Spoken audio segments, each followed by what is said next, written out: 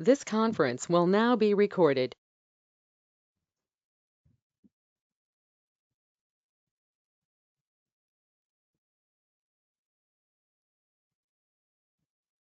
Good morning, everybody. Am I audible?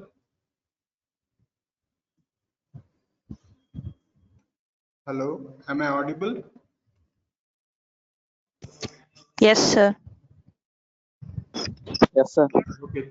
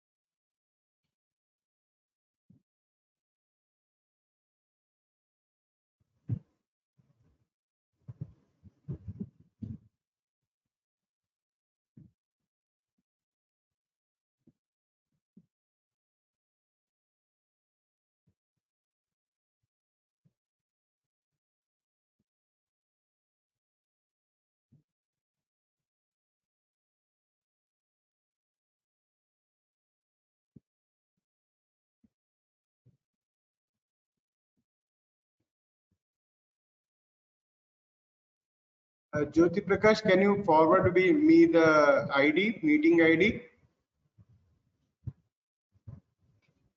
Jyoti Prakash, or anybody, can they forward me the meeting ID? Okay, sir.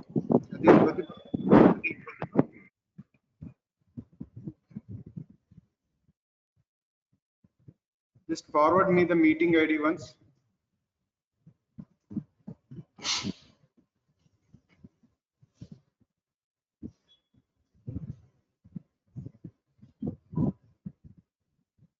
Okay, thank you. I have received it.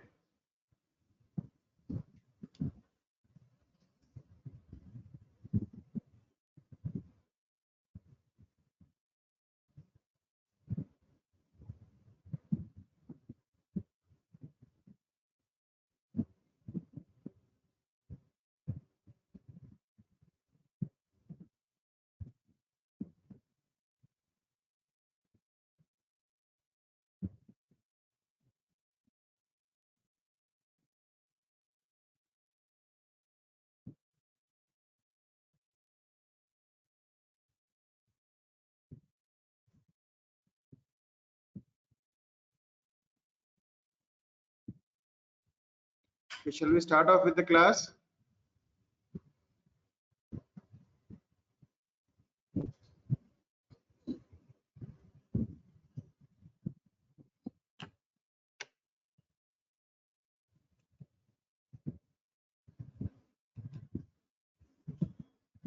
Today we will learn about epiphora, that is tearing patient, or it is otherwise the clinical terminology used for that is epiphora, EPIPHORA. So now what is this epiphora? Epiphora is nothing but excessive tearing due to blockage in the normal drainage system of tear film, of the tear fluid.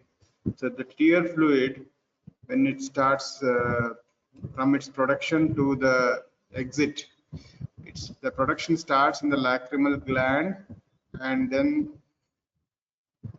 it enters into the conjunctival sac, from there into the punctum, from punctum into the ampullae, from there into the canaliculi to the lacrimal sac, and from the lacrimal sac via the nasolacrimal tract into the inferior meatus. Okay, it opens near the inferior meatus. So this is the normal pathway from where the tear film production is there, or a tear fluid production, tears production is there, and this is the exit pathway, and it from there it enters into the oropharynx. So this is the normal pathway. So whenever there is an obstruction in the normal outflow mechanism of tear fluid, that patient is likely to have, or that patient is going to have, increased watering of the eyes. So there may be many other reasons like foreign body, hyperlacrimation, allergy. So many other reasons also will be there, for which patient will have increased watering. But epiphora is a term which is used when there is a blockage to the flow of the tear fluid from the exit route. So because there is no exit, it starts to flow from the lid margins. So when it starts flowing from the lid margins, what happens? There is matting of the eyelashes. If you see these eyelashes here, these eyelashes will start to stick each other. So they stick each other. Once they start sticking, it is called as matting of eyelashes.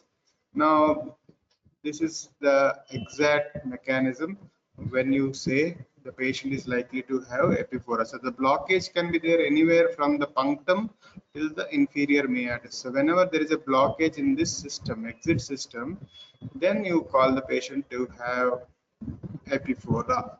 EPIPHORA, epiphora. So now, what is a normal physiology? What happens? Normally, tear film accumulates along the lid margin like this. Okay, when the patient closes his eyes, due to suction mechanism via the ampullae and the canaliculi, the tear film or tear fluid accumulates in the lacrimal sac. So when he opens the eyelid, the fluid flows down. So this is the normal mechanism where continuously the tear film exit is occurring through the canaliculi and then into the inferior meatus. So now, what is the most common cause for tearing in an infant? The most common cause is congenital nasolacrimal duct obstruction, but the most serious cause is congenital glaucoma. In both these conditions, the child is likely to have increased watering of the eyes. So you have to rule out when the patient is having, or when the infant is having increased watering, you have to rule out congenital glaucoma. Congenital glaucoma is nothing but it's a triad of epiphora, blepharospasm, and corneal haziness. These patients will have features of increased watering.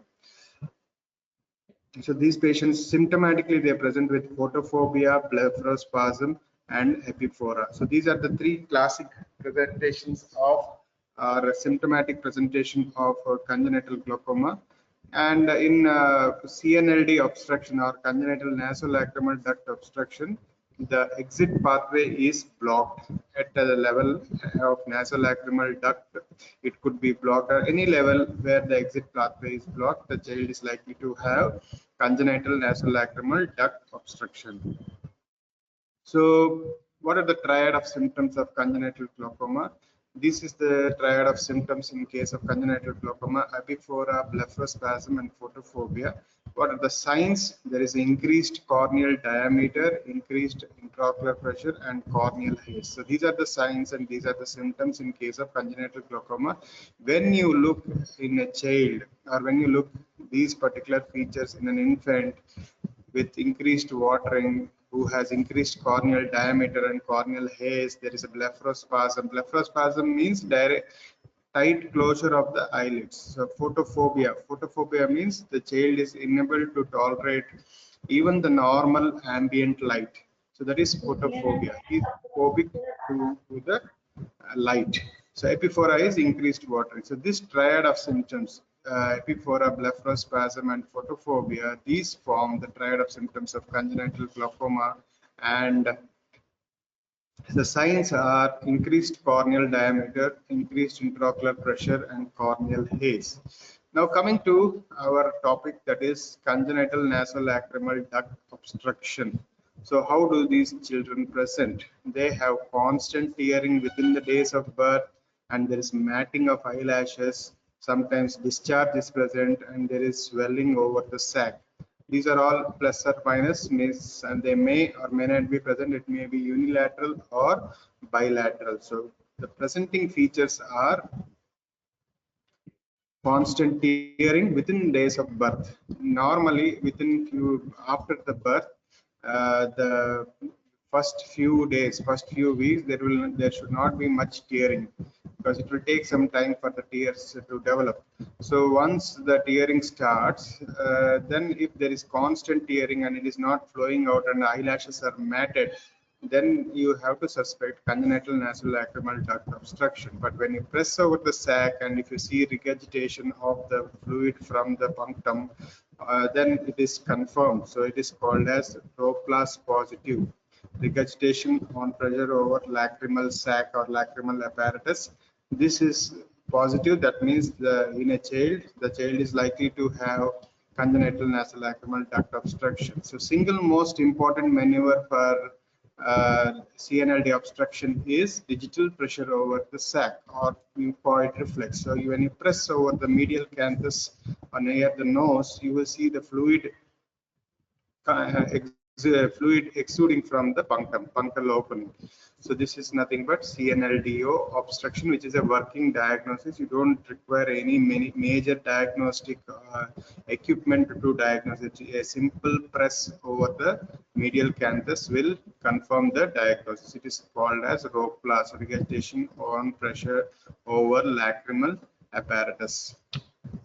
So what are the presenting features? The sac is dilated, so there is bluish swelling, mucoid regurgitation, and the swelling is always below medial canthus. The swelling is not above medial canthus. The swelling is below medial canthus because the anatomy, lacrimal sac, 80% of the lacrimal sac is below the medial canthus, and you have to rule out if the swelling is above the medial canthus, and if it is pulsatile, you have to rule out congenital encephalocele. So whenever there is a defect in the bone, the brain contents and the meninges can protrude and form a swelling above the medial canthus, which is pulsatile. Whenever the child coughs, you can see the swelling protruding and going back.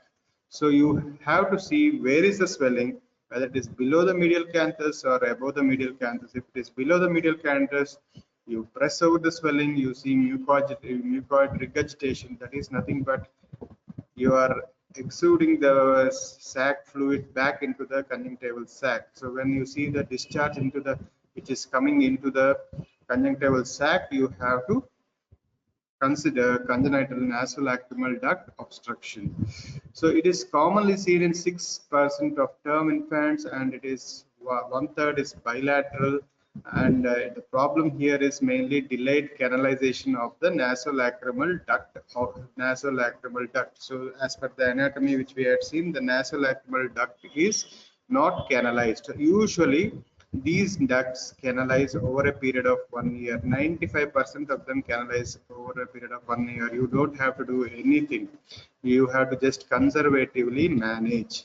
So in case if it doesn't canalize over a period of 1 year, then you have to intervene.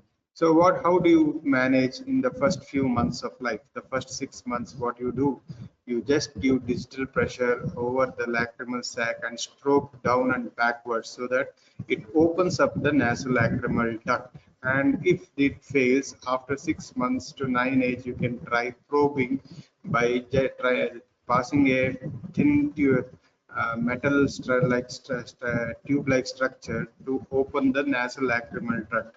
You should be careful not to create a false passage. You should follow the path of the exit path of the uh, lacrimal system, like the probing should be done via the canalicus into the sac and into the nasolacrimal duct. So during this process, you should not create a false passage. If you create a false passage, then the tearing will continue.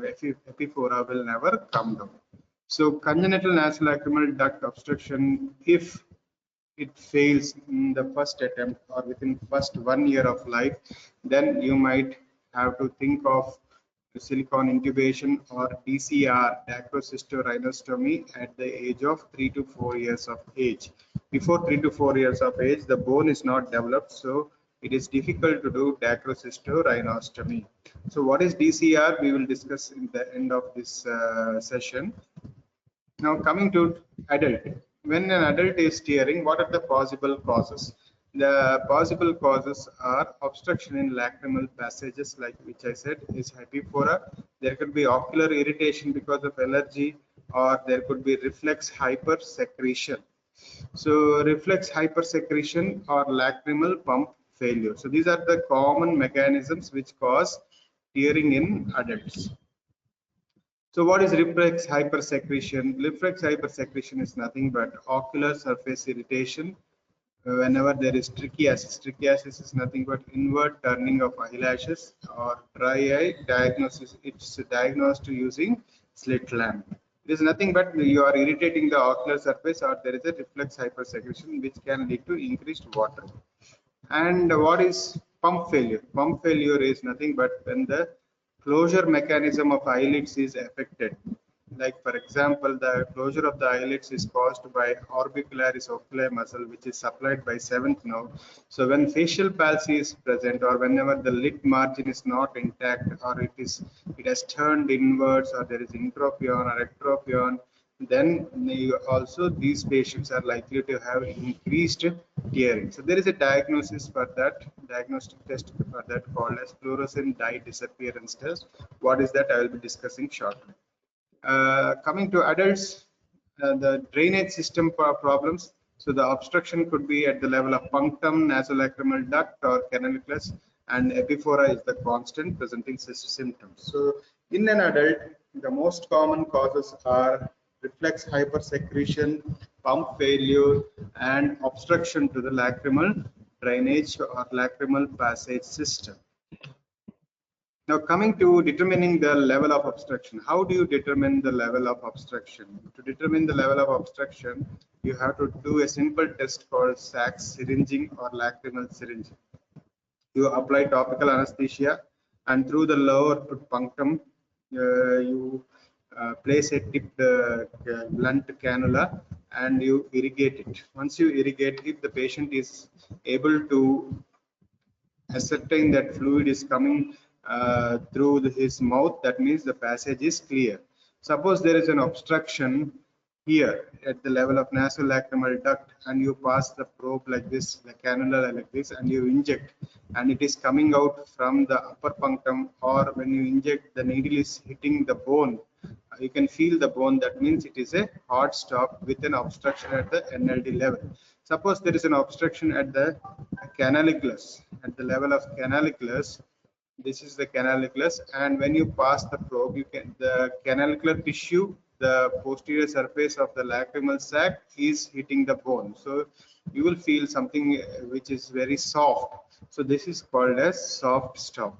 So this is hard stop and soft stop. In both these things are used to determine whether it is a canalicular obstruction or whether it is a nasolacrimal duct obstruction. So now coming to fluorescent dye disappearance test or Jones test. What is this Jones test? Jones test is nothing but fluorescent dye is instilled into the conjunctival sac. A cotton bud is placed in the inferior meatus of the nose, and stain on the bud indicates normal function. So what you do, you keep a small cotton tip bud in the nose below, and you put a drop of fluorescent in the eye. And if the cotton stains, that means the passage is intact. But if the Jones test is negative, that is Jones 1 is negative, but staining of the bud takes place if syringing is done. So you inject and then again the staining occurs. That means it indicates that the anatomical patency is present, but it's a functional block. Means that sac is either atonic.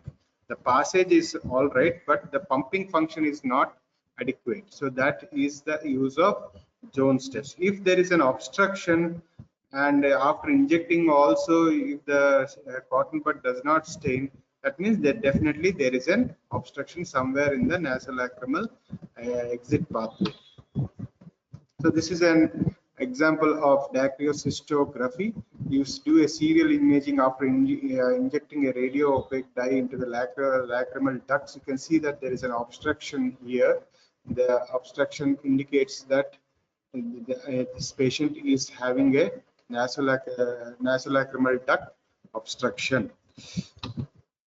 Now, how to identify the level of obstruction? If there is punctal stenosis, the punctal stenosis is nothing but the entry point. If there is punctal stenosis, you have to just give a small nick and open the punctum. That is called as 1 or 2 snip ampullotomy. Just you cut open the punctum and open it. If there is an obstruction is at the level of nasolacrimal duct, until the lacrimal sac everything is fine, then you have to do a Dacryosystography. Now, if the obstruction is at the level of canalicus, or it could be at the common canalicus or individual canalicus, you place an artificial tube called Lester-Jones tube from the conjunctival sac into the lacrimal sac, and means you create a connection. You place a small pipe from the conjunctival sac to the lacrimal sac, and then you perform a Dacryosystography. So canalicular-Dacryosystography or Lester-Jones tubes are other options for common canalicus surgery. Now coming to acute dacryocystitis. Now till now we have seen nasolacrimal duct obstruction. What are the various causes, what are the various types, and how to identify that, and how to treat each NLD obstruction. Now coming to infectious conditions of the sac. So this is an acute condition of the sac called as acute dacryocystitis. The first stage is there is cellulitis, the painful swelling of the sac area with epiphora, and fever and malaise is usually present. In the next stage is abscess formation. The area starts to swell up, and occlusion of canaliculi due to edema and pus pointing into the lacrimal sac. The third stage is fistula formation. There is a fistula formation here, which leads to the fistula is usually below the, this is the level of the MPL, and the fistula is below the level of the MPL, and fistula is nothing but connecting between two open sacs. So the two open areas. So inside sac it is exposed to the exterior atmosphere. So it is a fistula which forms below the MPL, and there is these when this occurs when the lacrimal abscess ruptures. So this is an acute condition of the lacrimal sac. So any acute condition you have to manage by giving antibiotics and analgesics, and DCR can be performed once the inflammation subsides. You should never do irrigation or syringing in a case of acute dacryocystitis, because you can induce fistula formation. Now coming to chronic dacryocystitis. The chronic dacryocystitis is nothing but when the patient is having constant epiphora, and when you press over the sac or massage over the sac, there is a mucoid reflex into the conjunctival sac, then it is called as chronic dacryocystitis. So the diagnostic is probing to confirm nasolacrimal duct obstruction, or you can do syringing. The treatment of choice is Dacryosystography. So Dacryosystography is the treatment of choice.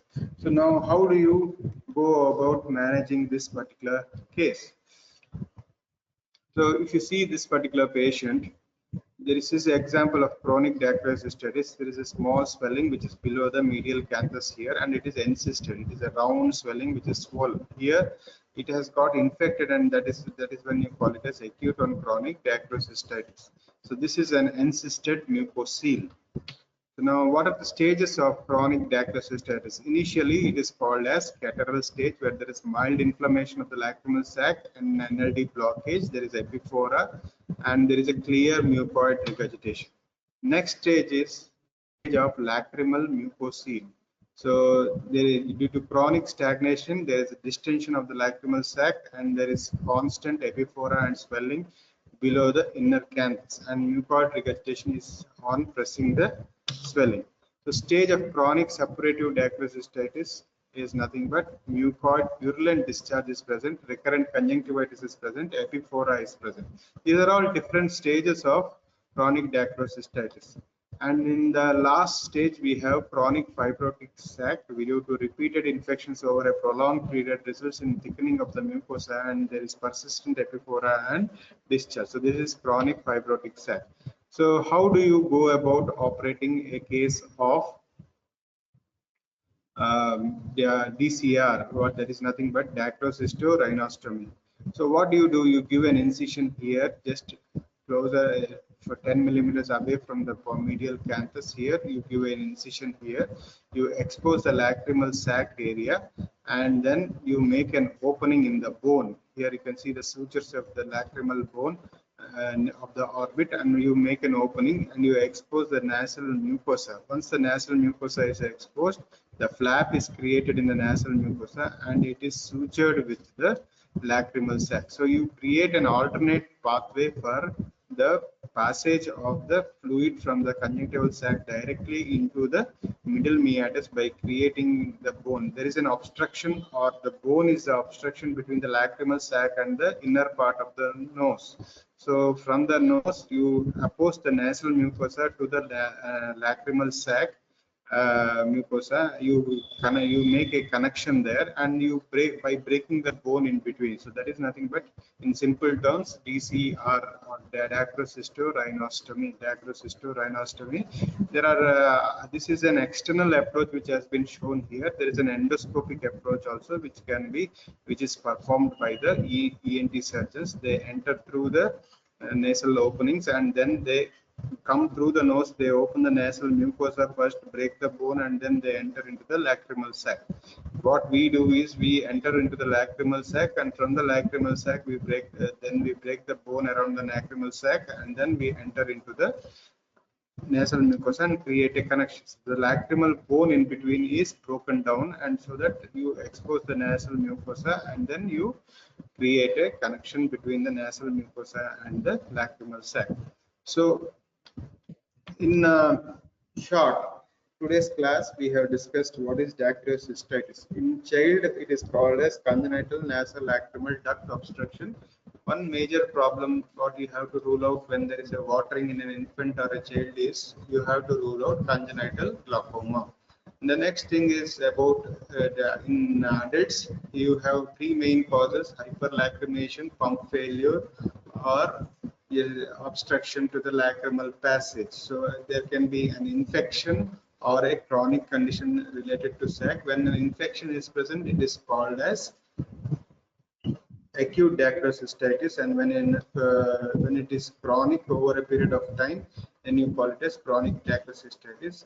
In an acute dacryocystitis, you just do medical management, whereas in chronic dacryocystitis, you have to perform dacryocystogynostomy.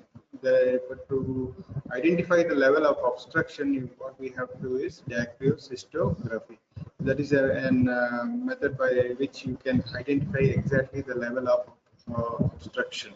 So this is about dacryocystitis, and I hope you have got an idea. If you have any queries, you can always ask, and please read the textbook regarding the same.